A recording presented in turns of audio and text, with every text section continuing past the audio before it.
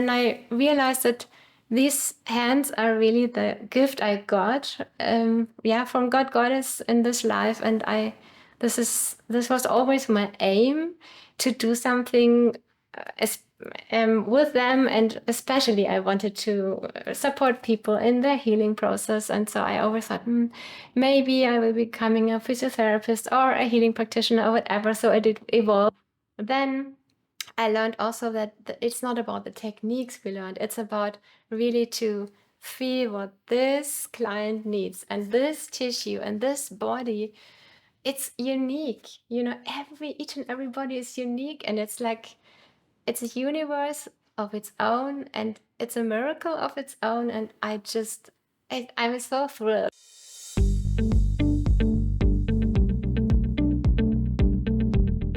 Welcome back, everybody. I am so glad to be here today for another edition of our Spotlight series on health practitioners in the Vilcabamba Valley. I'm Shioko, and I'm honored to be here with my dear friend, Heide Leelavathi Auers. And I want to check, did I get your name correct? Yes, nearly. So close. Please, can you share your name? It's Heide Leelavathi Auers. Okay. Yeah, but very good. Thank you. I was very close with the American accent and German accent here. It was a very, very dear, but I'll say new friend in Vilcabamba who have had the honor to do some session work with you and also get to know you as a sweet sister in the Vilcabamba Valley. So this is really fun to do this together. Oh, for me too. Thank you so much. You're welcome. You're welcome. So if you've been following along with this series that we have here, we are interviewing all of the people who are practitioners for our October retreat that's happening in 2023, so just a few months away.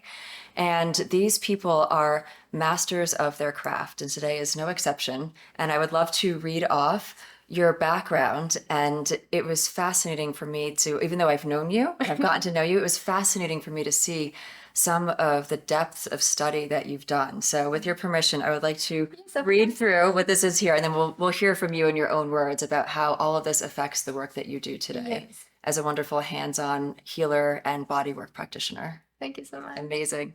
So before I get into this, I will remind everybody that if you enjoy this content, make sure you hit the like button and the bell, and you subscribe to the Abundant Living Ecuador YouTube series. This way you will not miss an episode when we have new content that's coming out just like this one. Yeah. Okay. So Heide, I know that you've been, this is a little bit hard for me to believe, but practicing your craft for almost 30 years. Yes. So your training dates back to after your primary school or high school training, you went straight into what I'll call a bit more Western modality training or more traditional healing paths. So this is first as a registered nurse and physical therapist, and this is in Munich, Germany, where you're originally from. I know you spent time in Greece though, right? Yes. Yes. And from there, after these more traditional Western healing paths, I know you took an interest to what I'll call more Eastern traditions, more quantum, more spiritual. And for me, I don't think one is better than the other. For me, it's all about the wholeness. Exactly. So you're able to bring all of these modalities together, and this takes years of in-depth training and practice. So I will read through some of the training and education and experience that you've had over almost 30 years here. So in manual therapy, kinesiology, functional movement theory, visceral osteopathy, craniosacral therapy, myofascial release technique, and Tuina, which I need to hear more about. Yeah. You'll share about all of these things, Tuina. And then some of these are really dear to my heart, doing in-depth study with Tibetan medicine and the Ayurvedic systems. And people who are watching this video are probably familiar, maybe not with all, but a number of these things that I listed, because there's such a surgence, I think, in Western culture for people who are holistic mindset to want to bring some of these modalities into their way of living. It's not just about fixing pain and fixing illness, but it's really about, okay, how do I have a more holistic lifestyle to sustain well-being? Exactly. Yes. Okay, we're on the same page here. And then I would love for you to share about the deep practice and study you did to be a meditation teacher, and the very special kind of non-needle acupuncture that you're able to do. So there's a lot of different things to talk about. And really, I also want to say that I feel such a sincerity from you and your practice And I think even just seeing you in town, there's just such a natural light energy that comes from you. So I feel that. And it's a real honor and treat for me to know people like you and have people like you in my life, because you bring a radiant energy. Thank you so much. You're welcome. You're welcome. You're welcome. So I would love to hand it over to you, and wherever it feels good to start, please share and feel free to add anything about your background that I might have missed. And then also maybe a good place is to describe what it is that you're actually doing today. Like what is the focus for people who come to see you for sessions? How would you describe in your own words the work that you do? Okay. I think I would start a little bit again with my background. So Yeah. I was born in Germany, and then from 9 month old until 6 years, I was in Athens in Greece. But it was like a little village outside, and so my first impressions of life had been so nice and warm and wonderful, and being loved from everyone. Because Greek people, they love children, and you always get stroked, and I had to say for that. Right. The pinching the cheeks. cheeks. The pinching the cheeks. Yes. Being very friendly, and so my first experience had been like being welcome to this world, and also great hospitality and everything. And then we came back to Germany when I had to go to school, or we had to go to school. I have a twin sister and two older brothers, and but we came back each and every holiday to Greece. And so I think this is the whole character of life, and all the being open to everyone, and welcoming new ideas, new people. This was like given to me as a present for the beginning of my life. And so I started really to treat my father when he always had the migraine attacks. And I was, I think, about 7 or 8 years old, that I remember first time that he always said, oh, nearly each weekend he had a migraine. He said, oh, could someone please massage me back there? And said, okay, yes, of course. And I loved to do that. And it was just so natural for me. And I loved to do that. And I always felt where the pain was coming from. And I thought everyone could do it. I had no idea that this is exceptional. And so one day I remember that my twin sister said, oh, I know you have healing hands. And I thought, huh?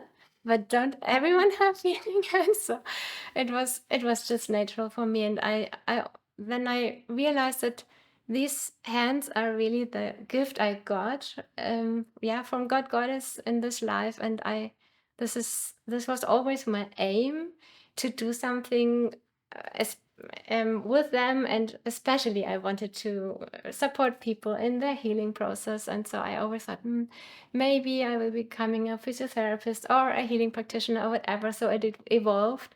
And then I made a practicum, and after finishing high school, I made a internship. And then so sorry, my English is not the best, but you can. It is wonderful. I will say, please know your English is wonderful. Yes. So I did a 3-month internship in the hospital, and I just loved it. And I loved to support people, and it was so much fun. And I was so interested in the healing field. And of course, it was more the allopathic background. And so when I didn't get the entrance to the physiotherapy school, which I always wanted to do, then I thought, why don't I start with the nursing school until I get the permission to be in the physiotherapy school. And so it happened that I had to finish the whole thing until I got a place in the physiotherapy school. But I enjoyed it a lot the whole time. And then finally I got one place, and it was quite a horrible school. But afterwards I realized that it was perfect for me to learn a lot. It was like being in a military school. But we had to study very hard, and we had to find the solutions. And afterwards, in the practical year, I realized that we really had learned a lot. And then I learned also that it's not about the techniques we learned, it's about really to feel what this client needs, and this tissue and this body. It's unique. Each and every body is unique, and it's like it's a universe of its own, and it's a miracle of its own. And I'm so thrilled.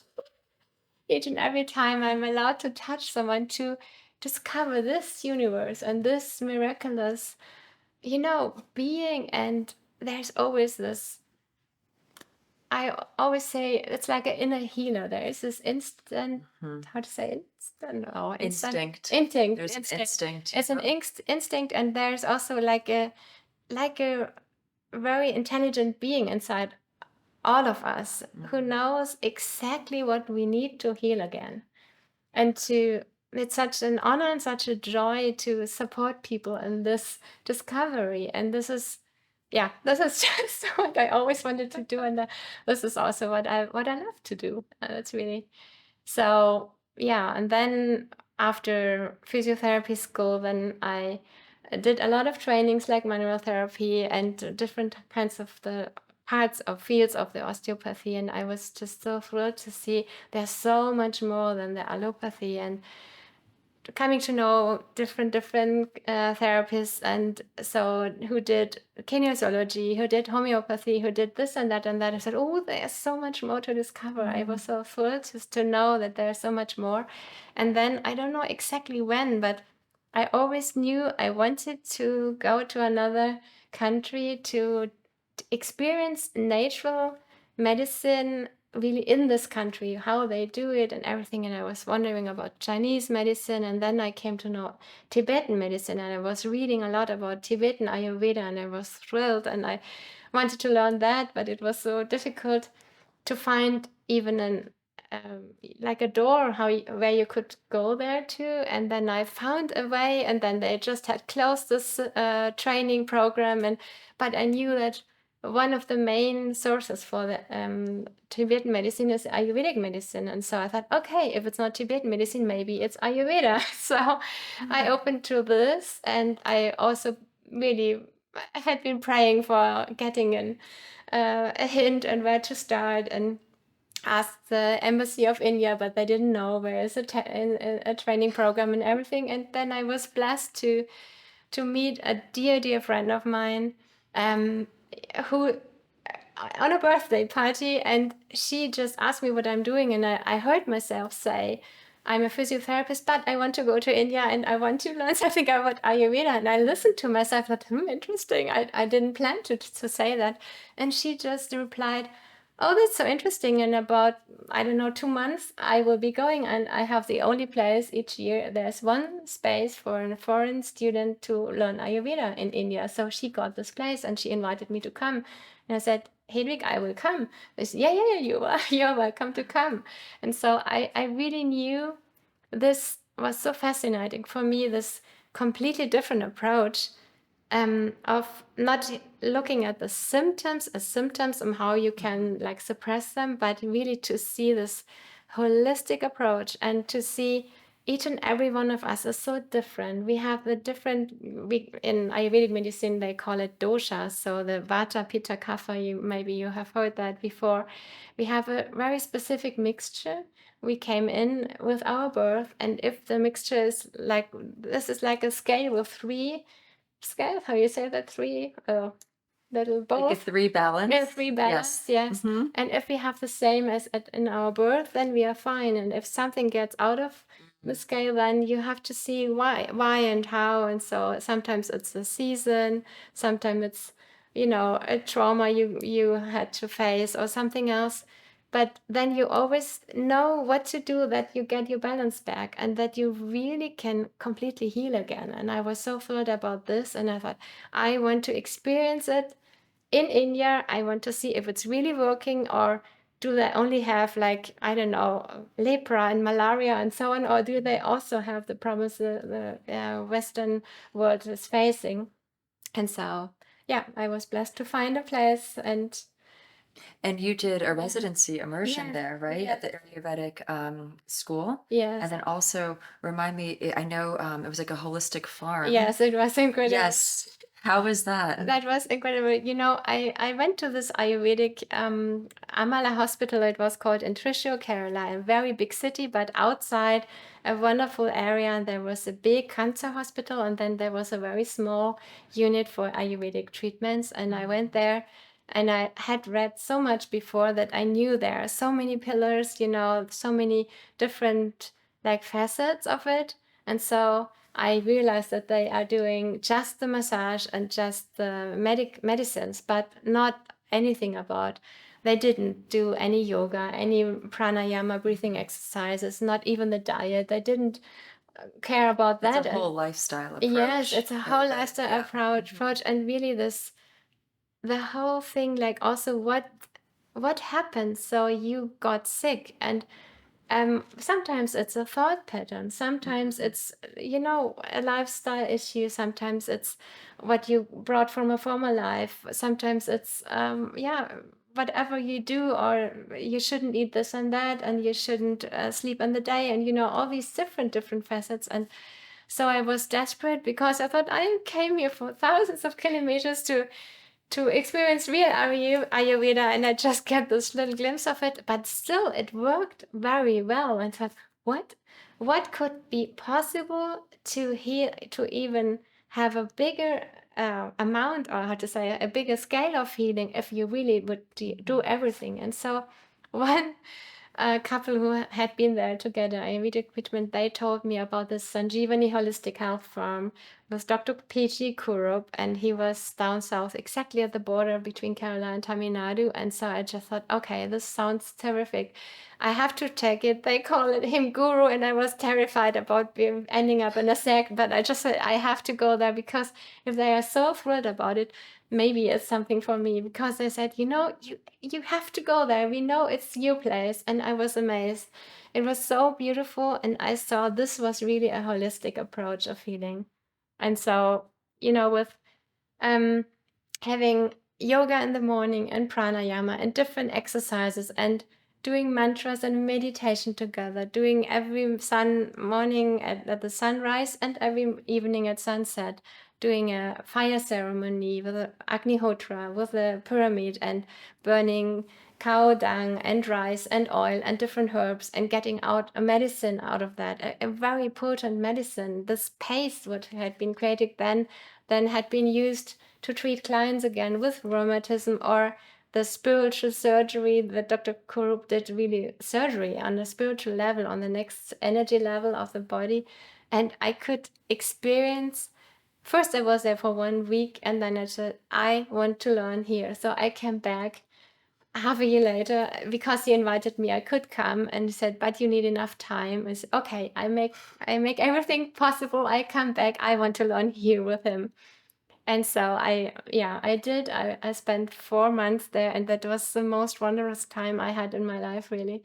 I was blessed to see so many miracles happen. So very, very ill persons, like given up from the allopathic medicine with end stadium of cancer, or diabetic patients just shortly before they had to cut off fingers or toes or whatever.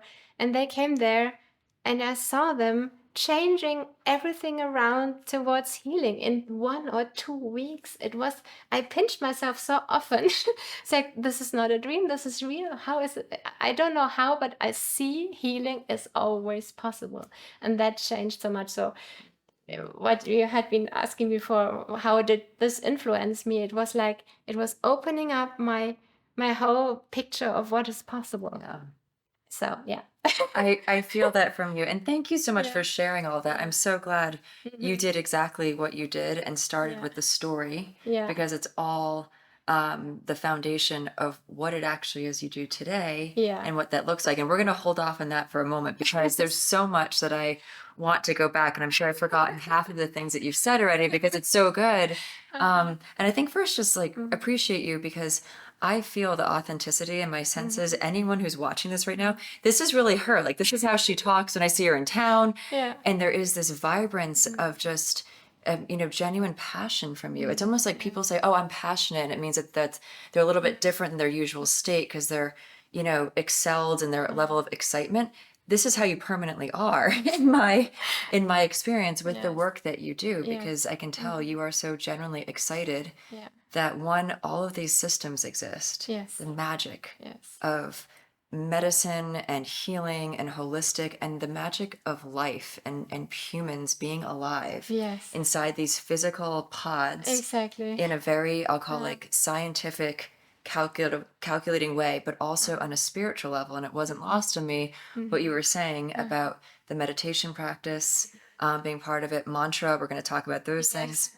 And also what people come and even from a past lifetime might be having an ailment. Yes. And I actually was just speaking with a really good friend yesterday about a past lifetime energy that was clinging and creating a lot of harm in his field in this lifetime. Yeah. And those things are so possible. And I know not everybody has that belief system. Like not everybody thinks that's true or not.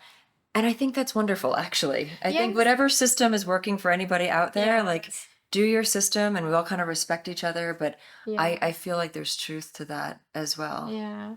I was always curious if this could be. And then I read these different books about, Tibetan teachers and reincarnating again and remembering all what they had been learning in a former lifetime. And I thought, okay, maybe some tulkus or very highly developed teachers, they could decide to come back. But then I was really blessed to hear and experience it for myself in my own life, and also to realize it with other people that there is this possibility and or even the proof that we had been here before, maybe thousands of lifetimes. And it's on one side it's a blessing that we don't remember, but some things that you can start afresh in this life, but on sometimes you can't like explain why you have this and that problem, and there had been nothing in this lifetime who could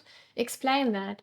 And then suddenly, if you get a glimpse of someone tells you what had happened and you just know it in your cells of the body that this is true. And I had this experience a few times with my spiritual teacher, Aaravindha Himadra, who then explained what had happened. And I was like, my mind was doubting it, but my cells had been vibrating, really like with electricity in this memory. And I just knew in the depth of my cells and heart, oh God, this might be true.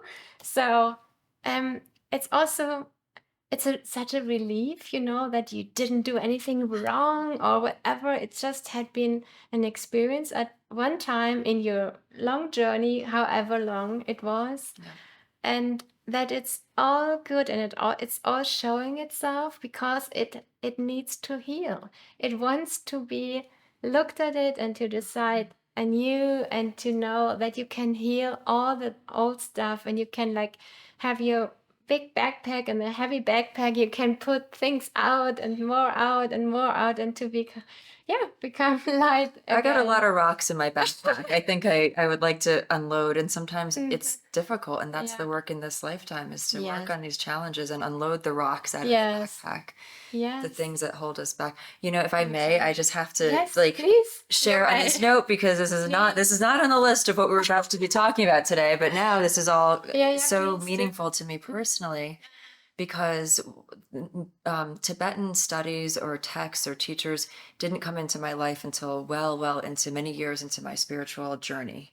And one of the first books, I'd say within the first year of a radical spiritual awakening I had when I was 30 years old, it was just boom for a lot of different things that were going on in my life. And many books, once you see one, all of a sudden there's like 20 books you're reading at once. You just can't get enough. And one of them, and I share this intentionally in case anyone there knows this book or is interested, but for me, Dr. Brian Weiss wrote this book, Many Masters, Many Lives. Many Masters, Many Lives. I'm almost positive that's the title of it. I'll drop the correct title. And in the United States, and he was a professor and a hypnotherapist and a very renowned psychiatrist of Yale, I believe, like on the board of Yale Psychiatry.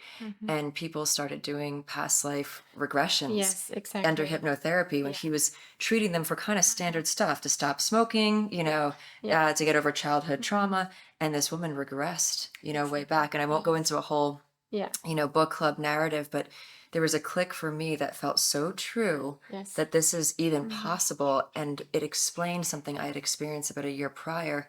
The first ever Jivamukti yoga class that I went into, and it's a deeply spiritual, Ashtanga-based practice. Lineage is from Mysore. The founders of Jivamukti are American, and it's a very profound, like sacred practice. Like they're very specific about the spiritual teachings that they have. Yeah. I had no exposure to any of this at 30 years old in my life. None. It's not like I took a Hinduism course and forgot about it or something. It'd never been in my life. Yeah. And when I heard the lessons that she was speaking, this first yoga teacher, because they incorporated, I already knew what they were. Yeah. I had heard them before. That's the cells in your body, exactly what you were saying. Yeah. My body just knew. My mind was very confused. Exactly. Very confused. And I'm curious for you, is there much of your work that do you even tell, does it even matter? As this many lifetimes of practicing certain things, with your hands, like kind of healing modality, is that something that's present for you or not really? It's not really present. But I know a few glimpses because I got told that I had quite, I don't know, at least one other lifetime, maybe two other lifetimes in India and one in Sri Lanka. And that I had been on the healing path like many, many years, many lifetimes. So, I heard that and I thought, could be possible. But it's not about who you were once. It's also this. I really love that my spiritual teacher always says, if you have there still like a pain you have to heal, then it's sometimes good to know which had been. But don't get hooked on this who you had been once, because it's not important. It's only important who you are now. Who you are now in this presence. Are you able to be authentic? Are you able to feel with your heart and to be love? To awaken in love and to be love, to look through the eyes of your heart and to know we are not separate. We are just, this is like one frequency energy field, and it's just a universe we are experiencing ourselves in, but we are not separate in a cave. We are just, this is like a symphony. It's fluid. And it's all about also the focus you're focusing on what you're focusing on what's possible, on what's good, what is light filled and love filled, or on the problems and ailments and who did something bad to you, so you are having a problem and you think it's about them. But it's like, okay, whatever happened to you, I'm just sure of that now. Even if there had been really bad things which had happened to you, it's always there for a reason, so you can re-feel and really feel deep inside of your heart, what is the truth? Is this the truth? Is this meant that it holds you back from your purpose in life? You feel you are supposed to be here. You can give to the world. It's really the question: why am I here? For what am I here? Yeah. And this is also what I love with Ayurvedic medicine, by the way, that they say it's about how can you stay healthy, and if you have problems, how you can really get back your health so you can be there with your gifts for the world, so you can serve the world. And this is what I love. It is. Yeah, so. Absolutely. I so feel that. And the word wholeness keeps coming to mind for me as you're speaking. And you might have even said that word, but we really are part of the whole. Yes. And to me, that is undeniable. It is just, it's as true as gravity is true. That's how I feel like we are part of the wholeness. And when we are imbalanced, which is a lot of the Ayurvedic basis, is like, how do we get back to balance? Then I think we're most connected to the wholeness of everything. When we're imbalanced, we're disconnected. Yes, exactly. And that can be in our hearts, we're imbalanced, in our minds, and in our physical body. And I think if there's all three of those are going on and it's really imbalanced, then we're not part of the wholeness. And then we feel separation. And then that's when a lot of things domino effect for, in my yoga studies that I've done, the higher self and the small self. Yes. The small self is gravitating towards anger, jealousy, fear, all of these things. All these emotions, which are okay to have. It's okay to have the experience, but it's how do you return to wholeness? How do you come Yes. back to balance? How do you let that go? How do you get angry? If you're angry, well, be angry. Please do not stuff that inside, and don't be angry. That would be worse. And maybe this is something that you can speak to, is about how people process emotion, Yeah. how that shows up in the physical body. And this might be a good place to segue. Oh, wait, I have one more thing I wanted to say. So as you were speaking, Yeah. after I gave the introduction, I realized I failed to say, like, the first thing that I was going to say in the introduction for you is that I know you've shared some stories, but even with people who I know who have seen you for session, they have said your hands are gifts. Yeah. You really have these hands that are just a gift. I've heard the word hands of angels used before. I've heard other descriptions. These are other people's, just their genuine experience they've had with you. And I think from such an early age to have a gift, and then you've spent this larger portion of your lifetime pursuing how to be of service to others Yes. using your gift. It's remarkable. Yeah. I know. I don't know. It's just natural. This is what, what to say, what drives me. Can you say that? Yes. What motivates Yeah, you? what might what and might inspires you? inspires me, Yeah. and this is, I just know that this is, I got them as a gift, and I really love Yes. to support others with them, and they Well- have their life on their own. It's so funny because I have ideas sometimes, but they do something else, and I just try to trust them because I know that they feel there. It's guiding you to another place, and that's a nice idea, but why don't you go there? Something like that happens a lot, and so My sense is you're probably very intuitively tapped into the field of wisdom, and whoever you're working on, they're tapped into the field. And whether you call it the quantum field or the Akashic field or the whatever field, you're probably without your intellectual mind. Isn't that amazing that the fields to be tapped in, you don't actually rely on our own intellect? 'Cause that's such a curtailed, it's like small machine compared to the grand wisdom. And your hands are probably like just these are doing its own thing, even though your brain is thinking, no, wait a minute, I just did the knee. So the knee is the hip, and why is it going over here?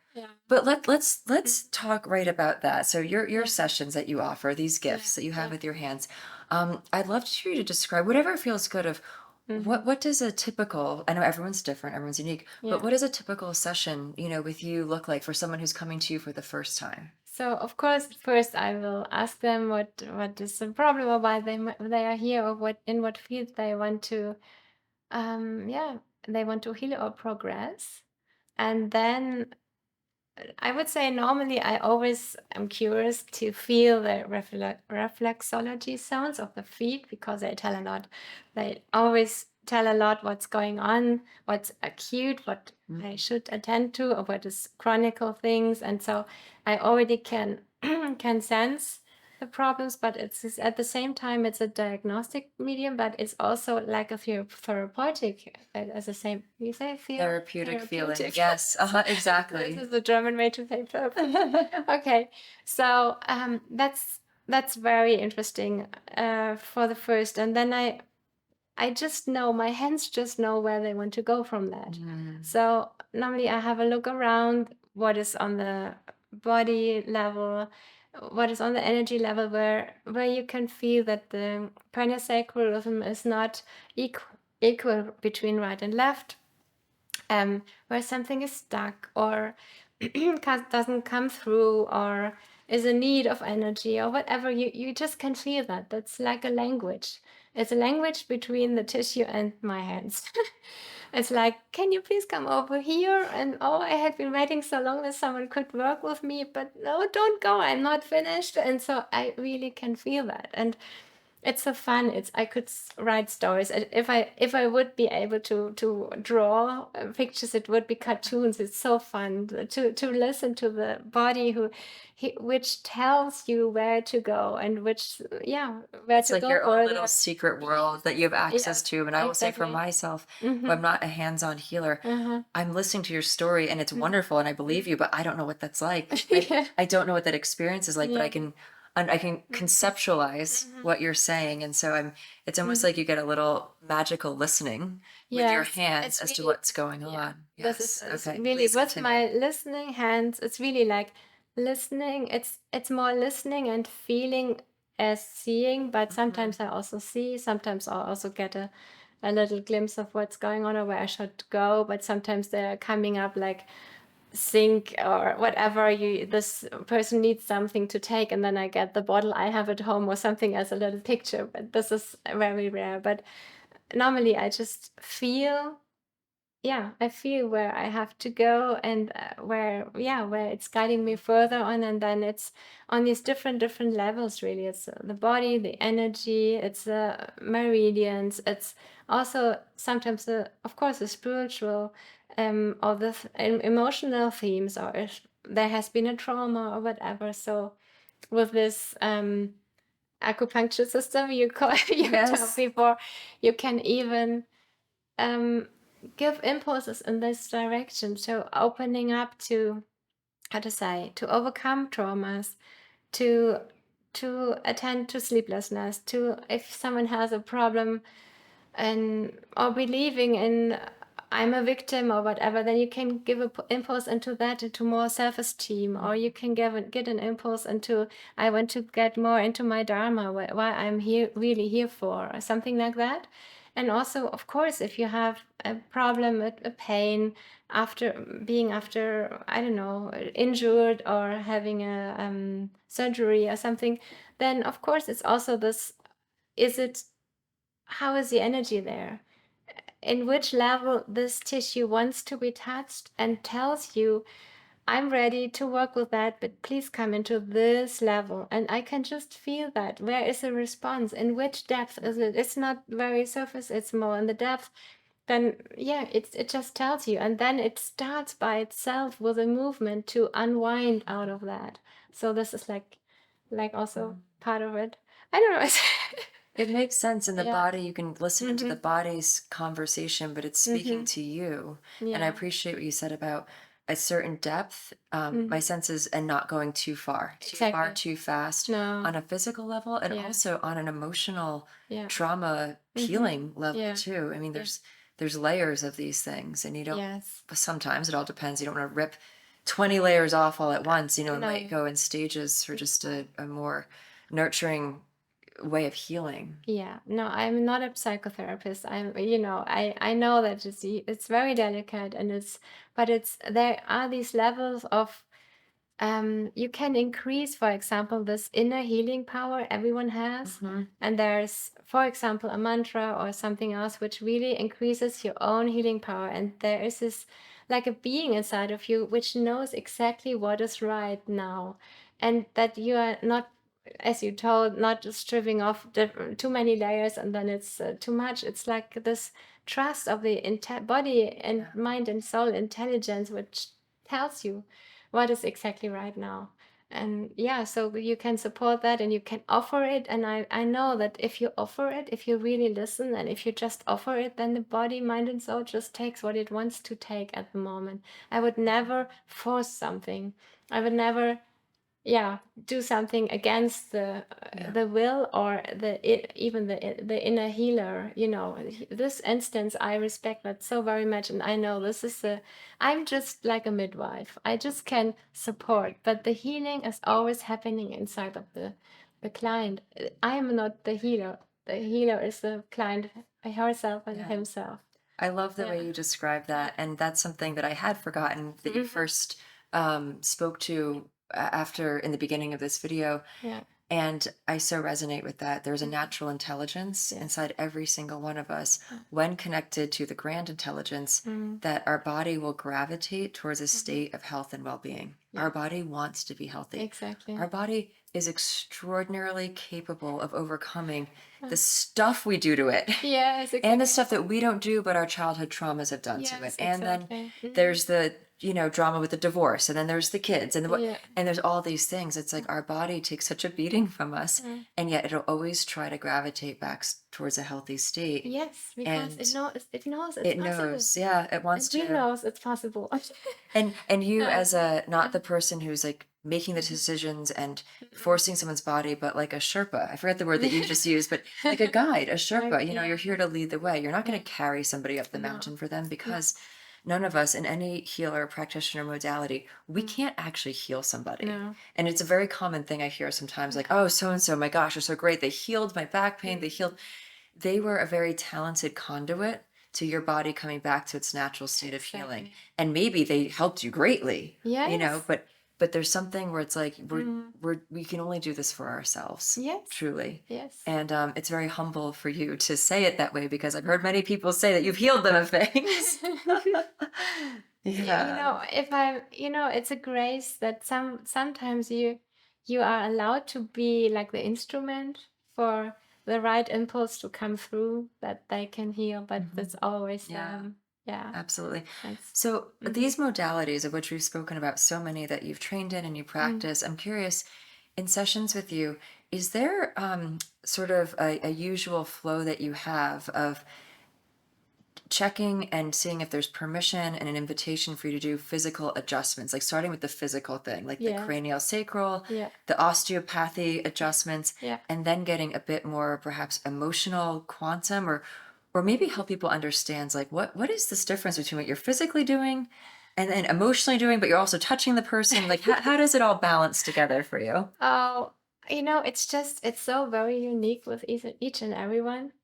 And it's never like a schedule what I have and I do this and that and that. So it's really what I feel, and then it's like a talk, how I talk develops, and it's a talk between the hands and the body, and also, of course, what you told before, what is your main issue you are dealing with at the moment, and maybe I have idea, or there could be that I have ideas what you could try, and then of course I ask permission. I always ask permission before I can do it, either with checking it with kinesiology, or I ask internally, and I get a sign, a clear Now, is sign this for yes or no. kinesiology that you practice on the client, or you do it with yourself, like muscle testing? Should you approach the knee issue trauma or something like that? So I don't even have to do that with myself. I get a You just yes or a know, not.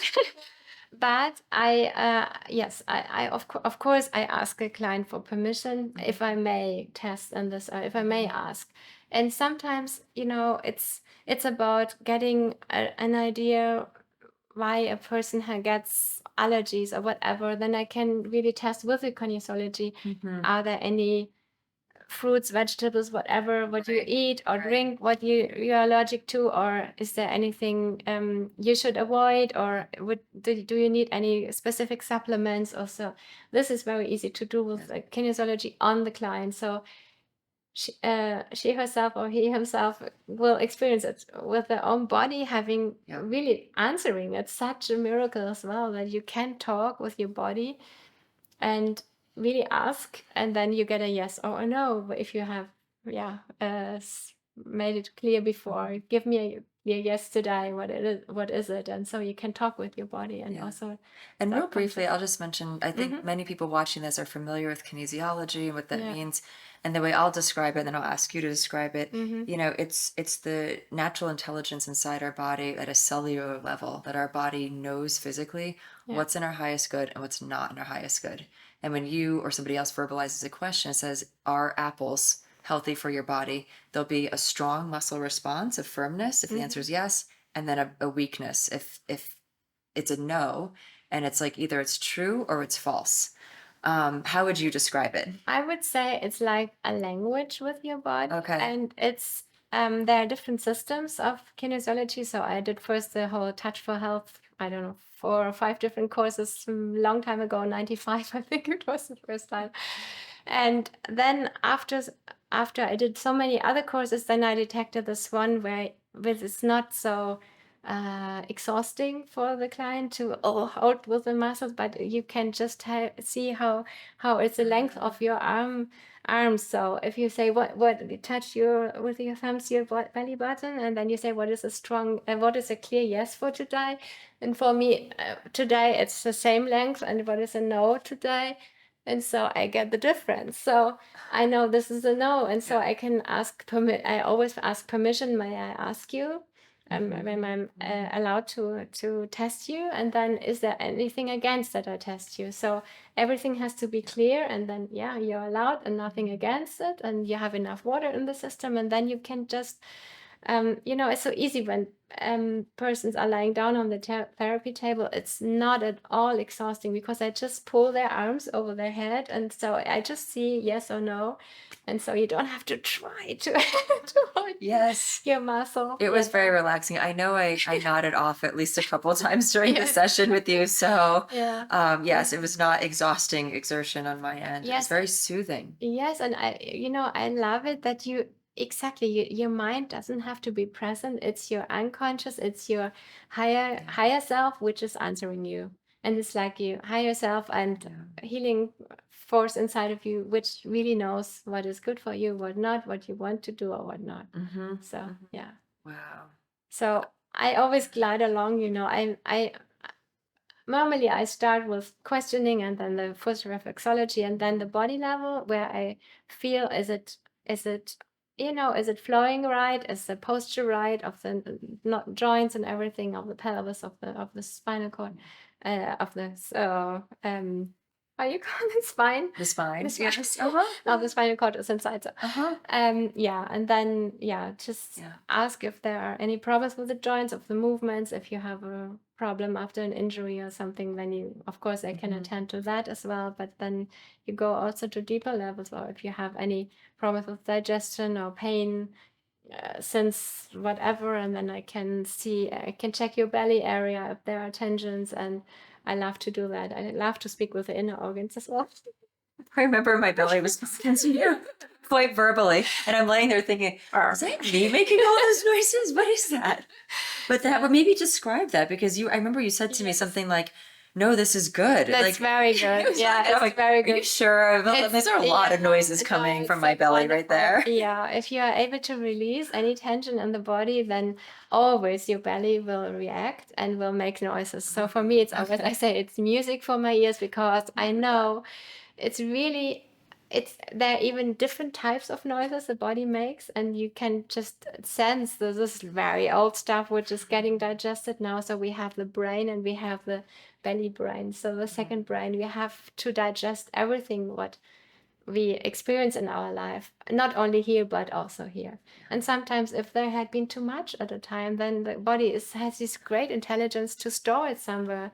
And I always say it's like the sleeping beauty. It's like, okay, if you're ready, if you have time, I would love that you attune your awareness to this point of your body. And if you have your consciousness really directed into this area, and I also have it there, then the body is like waking up the sleeping beauty. It's like waking up these themes, like, yes, this is my turn now. So I can digest, I can work with that what is stored there.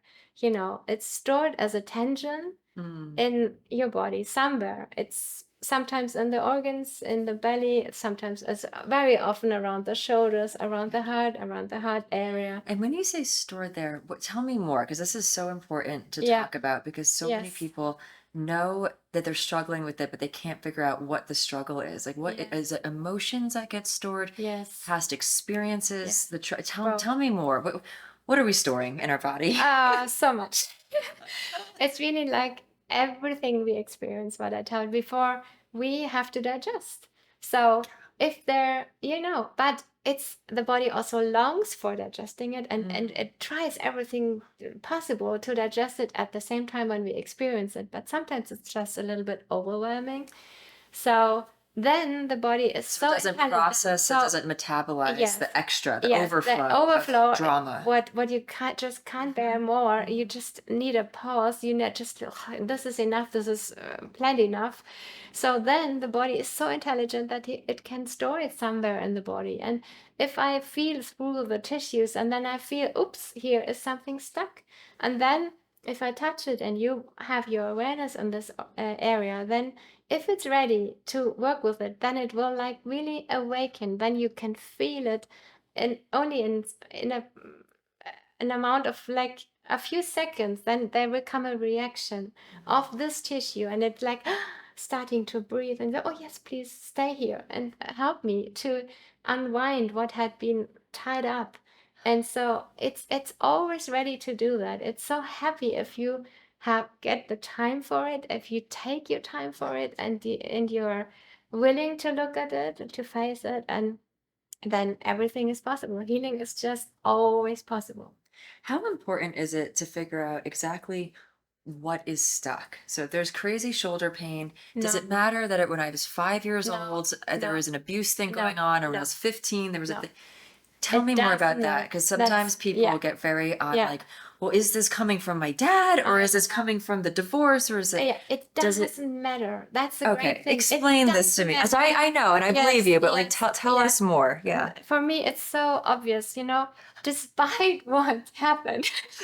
Enlighten us who are trying to keep up. Yes, Yeah, please. despite what happened, it's not important that you have to live through that again or whatever. It's just that you are willing to let go. Interesting. It's about the willingness to let go of that. And so trust your inner healer that it knows what you Being willing need. to let go of that pain. Yes, of that pain or whatever. Because you don't know what memory Yeah. stored is in there. Sometimes, if I treat, sometimes there's coming suddenly the memory of what happened. So it was so often when I was in my physiotherapy or later the healing practitioner or health practitioner, how you call it, clinic, that the people said, you know what, I had completely forgotten, but I just got the memory of I was falling out from a tree when I was 5 years old, and I completely forgotten about that. But yes, the first time I had this pain was since then. So they completely had stored it away. They forgot it, but suddenly it comes, the memory of it comes back. But this is even not important. It's just like, oh, nice that this could go now. But however, you don't have to get the memory back. It's just like, okay, I'm willing to breathe there, to have my whole awareness there, and to be loving and kind towards my body. That it's not the bad body who just does pain to me, but it's like, thank you. This is this vehicle. This is this holy temple. I'm allowed to experience myself in this lifetime, and it's my responsibility and my honor to care for it. And whatever we did, it doesn't matter if we just willing to change that now and say, okay, I really would love to go towards healing, then everything in your body and mind and soul is helping you to go to this and to make it possible. Healing is always possible. I saw so many miracles, especially at Dr. Kurup's place in South India. I couldn't believe what I saw. And so I just know healing is always possible. Even cancer patients being on their deathbed, having such a big lump, went back towards health, and the lump got smaller and smaller and smaller, and their color changed from gray towards normal and rosé color again. And so the being near to death to this is a gradient, joyful, wonderful being so grateful that they can live again. They have a future. So I just know that. And this is what I just was blessed to experience that. And so I just know healing is possible. I feel we all have these extraordinary experiences Yeah. where it's almost a little bit less about like, okay, what it did exactly for you, but what it did for your mindset to know it's possible. Yeah. For you to take this, you have such a vibrant, energetic belief Yes. that I believe you. I think I just do, and I know it's true. Yeah. And for the mindset that you have, it's changing my energy. And I change someone else's energy, and this is the domino effect of the mind over matter and the possibility of healing. We do want to heal ourselves, and I know people watching this video are on a healing journey in some way of their own, and so much is about mindset. Yes. And so much is about believing that it's possible. Exactly. This is one of the key points, really, Yeah. Joko. It's like if you have doubt, if you are like sure that no one can help you, then no one will be able to help you. But if you are just humble enough to say, I have no idea, but I know that my body, mind, and soul wants to heal, and I appreciate all the help I can get from all the different realms, and also, the angel and the invisible helpers. You get support. You can That be is a sure. humble surrender. Yeah. To say, I don't have control over this. It's not in Yes. my individual power, only Yeah. by me. I need support. I need help. Yeah. Get that from our human friends. Yes. And from the Yes. energy and spirit beyond. Yes. And that healing. So And many things. Go ahead. yes, and so it's also it's so very important not to say only please, please, please, but really thank you for all the support I already Yes. got and I already get, because this is accelerating the support. Yes. If you say, please, could you help me? But then it's a part of it's like, okay, I don't really believe it. I would love to, but I have a doubt, Mhm. you know? So it's both. Of course, you can say please and thank you on the both sides, but at the same time. This is great because that is such an important distinction. Yes. Because if you say, I know this is possible and I'm looking for the support, Yeah. and Yeah. I'm so grateful for all that I have. It's like that Yes. gratitude mindset that Yes. shifts the field as well. Exactly. And your higher self just always knows what you need, and is always with you on your journey. And our journey is always towards healing, and our journey over many, many lifetimes is towards enlightenment. So Yeah. just trust in this highest Yes. intelligence ever. And I think Yeah. I know for myself, probably about 13 years ago at this point, before my big spiritual, leap, and that whole new journey unfolded and is still unfolding for me, right? The spiritual journey is never fully complete, I don't think. In this particular lifetime for myself, I'm quite sure I will always be a student Yeah. and experiencing. But before I had this awareness, what you're saying sounds almost impossible. It's, I think, to each person to find, they have to find it within themselves to kind of get what we're talking about. Yes, I know. And I've struggled with trying to make other people believe what I'm saying, because I want so bad for them to heal. I want them to change their mindset. But there is something, I don't know, each person's on their own path. Yes, of right? Their own course. experience. And Yes, at their right time Yeah. and in their right way, they will Exactly. connect to what I call, source intelligence Yes. and shifting that mindset. Yeah, and also really to honor the step and the point on their way Yeah. there. So each and every client and patient is different. Yeah. Just to honor we always have our free will, and that's so great. We have the free will, we can decide, but that you just know you can also decide to go towards healing, and that you are welcoming it, and that you're open to that, Yeah. that this might be possible, even if you had been having doubt in the past. But yeah, We can always shift. yes, It doesn't matter what happened Yes. yesterday and 5 minutes ago was that. exactly. And we have a chance to start anew every Yes. moment. Yes. And there's something else. So we can't fix other people. We can't No, make them do no. things. I've tried. That does not work. No. Partially, it does not work. No, you even get resistance. Oh yeah, no, it comes right back in your like a pie in your face, actually. But we can assist or maybe guide if they're open Yes, to it, if they're exactly. desiring it. People who are coming to you, Yes. they're looking and Yes. and usually Yeah. seeking a healing from something. Maybe it's a pain or chronic illness. And I'm curious, part of your work, of many things that you do with people, is work with mantras. Yes. And we haven't talked about that. And I would love to talk about mantras. And you're so excited. There's so many things. Because mantras came into my life at the start of my Jivamukti yoga practice. And I've even heard the word before. And I'll share my experience in yoga class. It's very special. There's select mantras. There's a textbook where they've gathered them from things like the Vedas, even sections of the Bhagavad Gita that you can say in Sanskrit. And it's very special. It's similar to a prayer. That's the feeling. And it's the sound of a word or words put together, typically in Sanskrit, could be in any language, a mantra, traditionally in Sanskrit, that tunes the vibration of a person to just connect deeper to the field and their highest self. Like that's been my experience. And we chant mantra and we sing mantra call and response in yoga classes. And like, whoa, have I felt that? I mean, I started crying. Like, what's going on? Like, why am I crying? This makes no sense. I'm happy to be here. Why am I crying? There's something so sacred and profound to me. And I've never experienced someone working with mantras in a like one-on-one healing session the way that I experienced with you. And I remember after just asking you all these questions, like, exactly which mantra was it? And I want to know, so please share, like, what is mantra to you, and how do you use it with people in your sessions? There are different kind of mantras, and there are like devotional mantras which like connect you with your heart. So the deep devotion you have towards the divine, God, goddess, whoever you are drawn to, it doesn't matter. It's your own personal spiritual path, but this is like the devotion you have, and this is connecting with you with that. And that's like a prayer.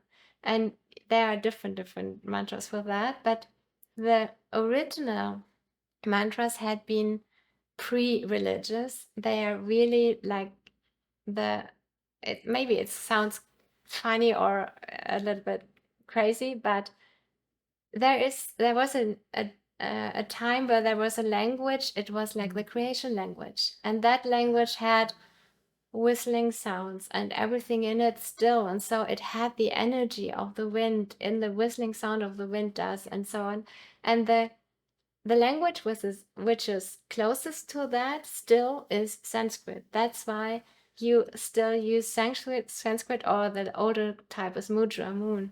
And this still has this creation frequencies in that. So you can actually speak or even think or even let go with your thought of this mantra towards silence.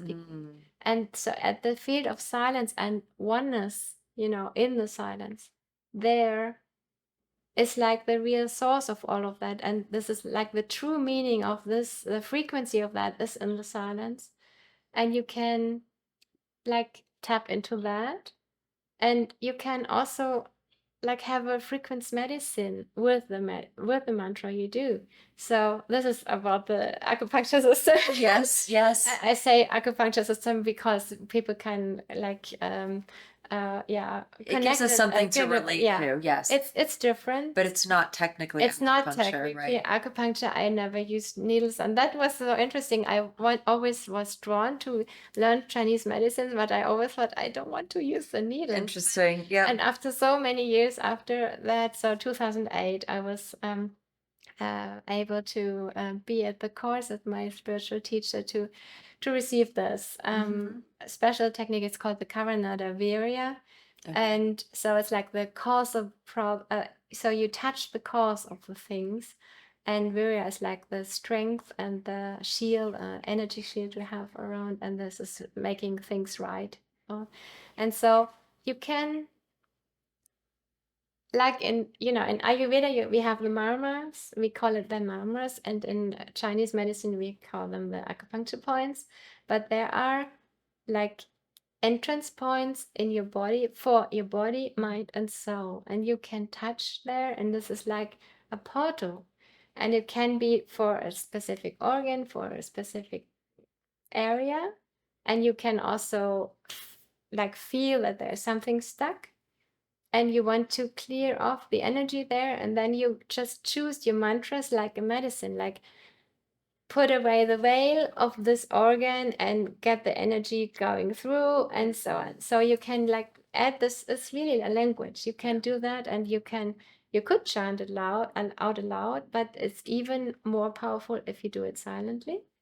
So this is like the specific thing, how you can use it.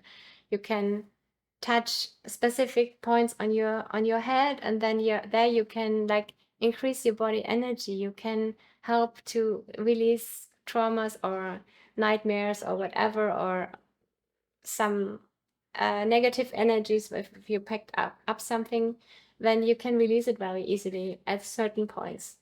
And then you also have the other level of mantra. It's like this. I love these different healing mantras, and I can't remember which one I did with you, because I love especially three of them. I know some, and at the time when I was in India, I learned a lot, because many how to chant them and so on. And there's a blue medicine mantra. This is called. We talked about yes, this. this I remember. Yeah. This is like from the blue healing Buddha. It's like the frequency of healing, and that your own healing power is getting increased by that. Then you have the Rama mantra. It's like you invite and ask for the energy or healing energy to come into this room, into this body, into this point. And then there is this Mahamud Mrityunjaya mantra. So it's like the mantra which overcomes even death. So it's like the mantra which gives life energy a lot. So, and then there are these different melodies which are also at the same time healing. The melodies, the melody itself, and then the mantra, and then of course where you guide it to and what intention you have while you are doing that. So to support, for example, your heart or your lungs or whatever, then you can guide that there, and you even can feel that it responds and it gets warm or has creates some blue light or whatever. Yeah. So. And is this something that you find that you naturally incorporate into almost all of your sessions, or is it very specific, like needs that someone's going through, or the mantras come out? It always depends, but it just suddenly comes, and then I know, okay. I'm also there. I'm always listening the whole session long. And what is the right thing to do? What is the need? What is the calling for? And sometimes it's just appearing, and then I get the impulse to sing this mantra. Or if I know there's a specific point where you have pain or problems, then I know that entrance points for this and that area, for example, for the shoulder, and then I just listen, and then it's about listening which mantra comes to you, so you can feel into it, and then suddenly you listen inwardly. You can listen which mantra comes. So it's remarkable that all of these modalities are, and it's blended together in a way. Even just speaking to you, it feels very natural, and having had the experience, it was very natural. It wasn't some sort of like, oh, we're going to try to jam every single type of treatment into 90 minutes and force anything. It was very fluid, and it was very gentle, and very effective.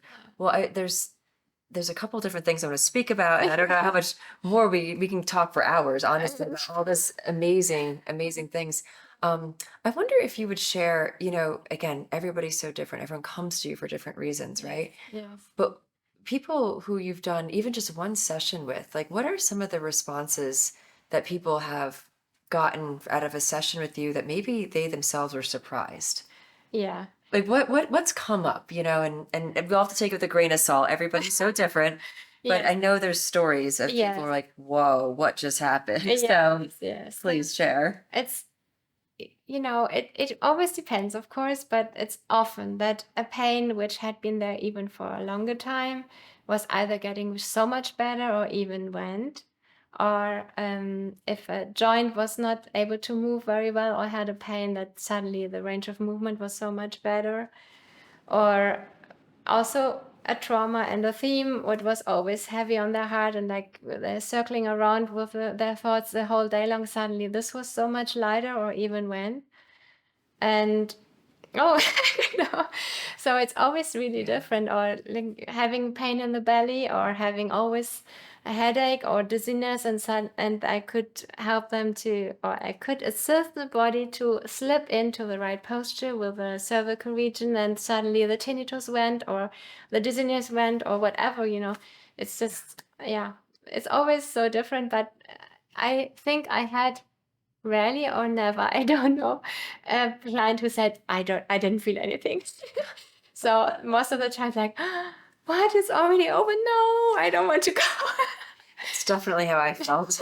Like, how is that possibly 90 minutes already? Oh but it's so people feeling remarkable shifts of improvement that even they were shocked, it sounds like, that they were able to shift that. And one of the most interesting things to me personally is what I would call the ruminations of the mind. As you were describing, people maybe had something that was really weighing on them psychologically, mentally, replaying. I call it the hamster wheel. It's so not doing any good. It's harmful, but it's the same thought patterns going around. And for some sort of shift to happen where people can get an alleviation of that, that's a game changer. That's incredible. How much more mental real estate and freedom and a lightness where your energy's vibrating higher and you're attracting more high vibration things to you. That's really remarkable that your sessions, I can very much imagine people benefiting from that. Yes, and it's always, I have to repeat that because it's always not me. It's always if you're willing to let go, it's about the possibility of the client to let go. It's not me healing them. It's just I can assist giving impulses and they can take it and work with that. And then it's happening and I'm just enjoying. Sometimes I have to jump in joy. It's like a fun game for you. Yes, it is. You're gonna just at a switchboard, like Yes, pushing different buttons exactly. to see if the person's gonna be able to respond and do Yes, that. Thank you for reiterating yeah. it because it is very, Yeah. it's very humble of you and also wise because I believe that. And sometimes even myself, I get caught up in like, oh, the person, the healer did this or that, but it's the guidance. Yes, it's just the guidance and it's an honor to be able to to be used as an instrument from your healing force and maybe the divine, whatever how you will call it, but it's just I'm just assisting and I might be used as It's an working instrument. through you. It's working through me. Totally working through Yes, you. yes, That's amazing. yes. Well, I would love, what else would you like to share now? Because let's make the time. And I feel like there's been such a depth and richness and fun and joy Yes. to have this conversation with you. And I'm sure people are enjoying this. And, what haven't we touched upon or what else would you like to bring up or share in this moment right now, either about your work or honestly life observations, because I feel wisdom from you. You have wisdom and guidance, more so than the hands and the healing. Yes, remarkable, but I think there's a sweet knowledge that's nurturing that I feel from you. It's really this the main thing I really want to people remind on For people to remember, remember is that you are the creator of your own life and you can make the changes whenever you want and how far you want to go. This is your choice and you will get the support and the guidance you need. So I just could experience this so often in my life, and that's really, and this, it's just so miraculous. Our body, mind, and soul. This is such a miracle. It's a universe of its own, and to be in awe again, like a child, and to discover that more and more, and it's just such a joy and honor, and it's a miracle to witness that. That's really the main thing. And Thank you so much for that. Now I feel it. And it's a beautiful message. You kind of, at the end of a lot of these interviews and conversations I do, I ask people, if you had one message to broadcast to the whole world, so every person could hear one message from you, it feels to me like that would be it. That was it. That was totally it. Oh my gosh. I feel it. I feel it. Well, I'm wondering if we can maybe touch on Vilcabamba. Oh, yeah. Because we haven't discussed this valley of longevity, of healing, of historical indigenous and First Nations people over thousands of years that have found something special about this valley. Yes. You found your way to this valley. This video would be incomplete without just talking a bit about anything you would like to share about Vilcabamba. I will let you share because I know you have many thoughts and feelings about it. Yes. So I was really blessed to find this because I didn't search for it in this way. I was just being very happy living in south of Germany in Bavaria, a very remote place and everything. But I was forced to leave because of 5G. So I'm very high electric sensitive and especially for 4G, 5G, cell towers, whatever. And so I had been forced to think again, okay, I have to leave Germany, but where to go? And so it was a wonderful coincidence that a friend of mine was just buying a piece of land 20 kilometers away from Vilcabamba. And she then said, a friend of mine told me that she is planning to go there with her mom and I could just join. And said, okay. And so in only 6 weeks, I stopped my life in Germany. I stopped my 2 clinics. I stopped my home. I gave everything away. I just said, okay, let's go. Wow. Because I just felt I couldn't bear it anymore. I was desperate with my symptoms and I just couldn't sleep. I had only headaches and migraine and vomiting and pain and no energy, and my heart was triple times fast. And so I said, okay, I have to get out of that. And then I heard, okay, in Yangana, where I was blessed to live for 1 year, there's even no cell tower. I said, yes, okay, I'm going there too. So first it was like, oh, I heard of Vilcabamba. I have heard of people having been in Vilcabamba, but I had no idea. And I heard about longevity. I said, oh, that's interesting, because in Tibetan medicine it's about, and Ayurveda is also about longevity a lot, but I had no idea. And when I came here, I was just, the first time I went here and I saw the Mandango and I saw the mountains around, I said, this is a really special place, thank you. And then I heard that it's a sacred valley, and I said, of course, obviously, it's so special. The energy is so special here, and it's like a healing energy. Of course, the cell towers are still a little challenged, but maybe there is also a solution to get them down. But as soon as you are in one of these valleys around, as you are hiking in nature or being at the river, when it's so healing, it's so pure nature, and at the same time there are so special people here. Really, it's like there's a melting pot of different cultures, but especially different healers from all over the world. I'm so astonished. The people I met here, like, oh wow, I'm very happy to notice that. So I even made a course once in Bavaria, and I just found out that this person is living here, and I had no idea. Really? Yeah, so funny. Yeah. Oh my goodness. And so I really think the ancient cultures, they just knew where are special places, also really special energy in the whole world, also with the formation of the mountains and energy fields. The earth herself has an acupuncture system and has chakras and everything. So main portals, and I'm sure this is one of the main portals. Yeah. Just sure. So I feel that too. And you're so right. There is a tangible vibration that comes from the earth.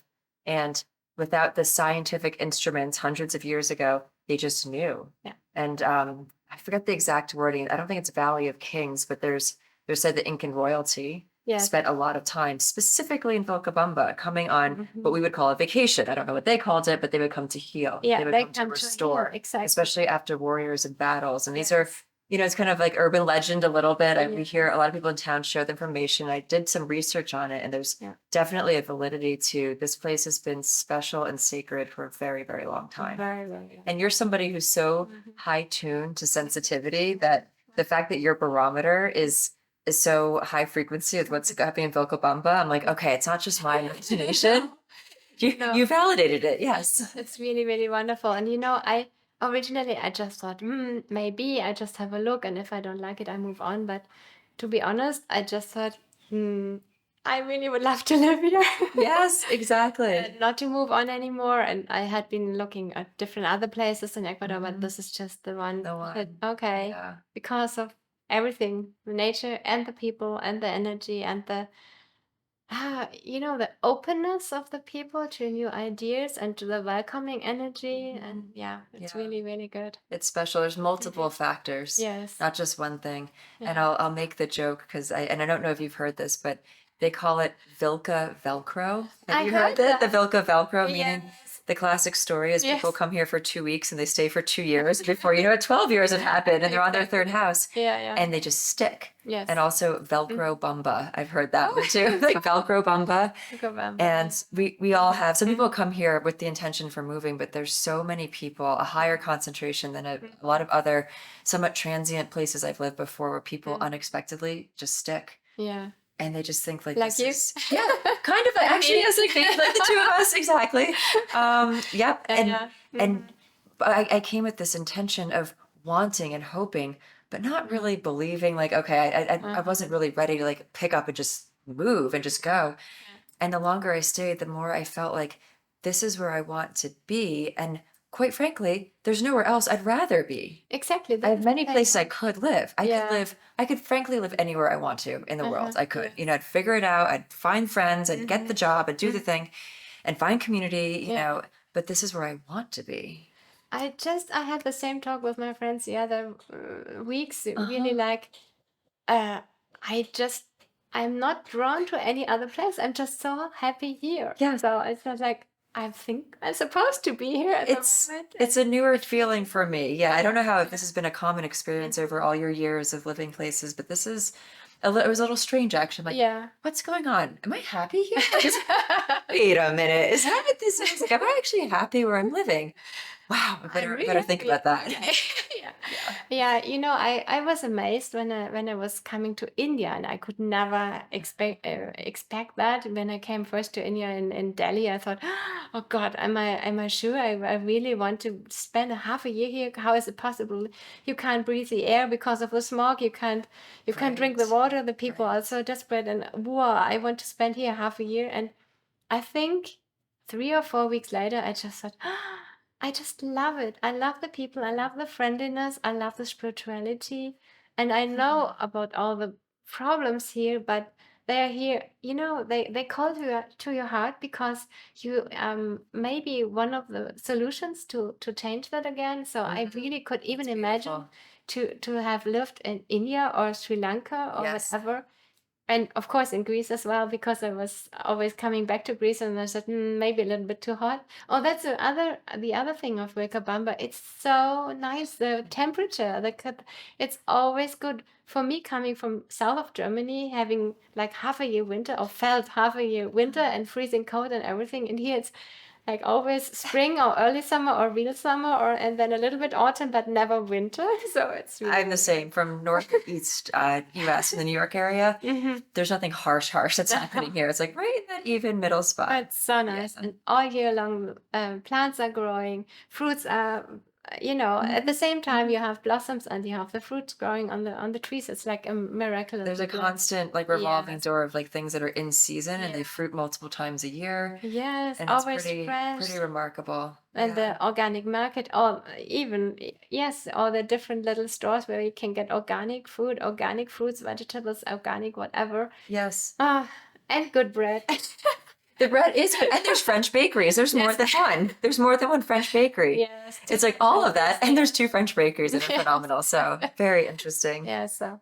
Well, thank you for sharing that about Vilcabamba, because it is part of your story. And you're someone who, if you're not authentically in your right expression somewhere, I know you're not going to live there and try to extend your stay there. And so it's I'm just happy you like this valley as well. Yes. And we can here and play here. Yes. Have fun together here. Like a soul family, really. I think I had to leave my family and friends at home, but now I found so many new friends, and it's really feels like a soul family. It's like we can talk about Many people have said that it's like a coming together, a finding each other in this lifetime, type thing. And I think the camaraderie, yes, there's a soulful, there's an extra. I always say the spirituality dial is like cranked up in Vilcabamba. Everyone's got their different flavor of religion and spirituality, which makes it cool. Yes. And there's also, but I think is a fairly traditional expat culture, is that we look out for each other. We're friendly because we are all in a country that's not our own. Yes, exactly. And help each other navigate and things like that. And it tightens the bonds Yeah. because we're in it together. It's like we're on the ship. Someone else equated it to like, this is the ship, or it's like an arc. We're in this like vast Andes mountains, this little pea of a town, this valley. It feels like a little ship. Yeah, it does, like a ship. We're all here together. So. And all the varieties of beliefs and where we come from, and also there's no shortage of variety. No, there's no shortage of variety. Sometimes I even find new variety. I'm like, really? I didn't know that was here too. This is amazing. Oh yeah. Yeah. Oh my God. It said like the Noah's Ark thing, like 2 by 2, like walking. Yes. That's what you think. There's like every creature. Yes. It's the elephants to the caterpillars. It's like 2 by 2. We're all gonna go. And it's also sheer comment. We're laughing because we know it's so true. It's just so true. Yeah. It's really fun. Yeah. We have a lot of fun too. We have. It's amazing. Yeah. Well, this has been such an enjoyable conversation. Thank you so much. Thank you very much. Appreciate your presence and just your openness and your sharing, and it just felt so natural for you to just offer Yeah. so much information and wisdom and experience that you've had. So thank you so much for that. Most welcome. Yes. Wonderful. Well. And for those of you watching, if you've made it this far, we're on the record of the length of this interview because it was just too good. And I feel people who are genuinely connected to these topics, all surrounding holistic healing and all of our journeys that we're on. Thank you for staying tuned and watching. And you'll be able to meet Heide in our October retreat down here in Vilcabamba, or any other time you come to Vilcabamba. This is what we're all here for. We see each other in town and sessions. Yes, exactly. Most welcome. Totally. Yeah. So thank you so much again for tuning in. And if you did like this content, once again, make sure that you hit the bell so you get notifications and subscribe to this channel. And then also drop comments below, because we look at the comments, we respond to them. Any questions, I'll make sure you get the questions that come to you. Yes. And we love just hearing what you guys think about these discussions and this dialogue and the nature of these conversations that we're all in here, because we want to offer more content that is enjoyable to everyone watching. So thank you all so much. And until next time, ciao. All the best.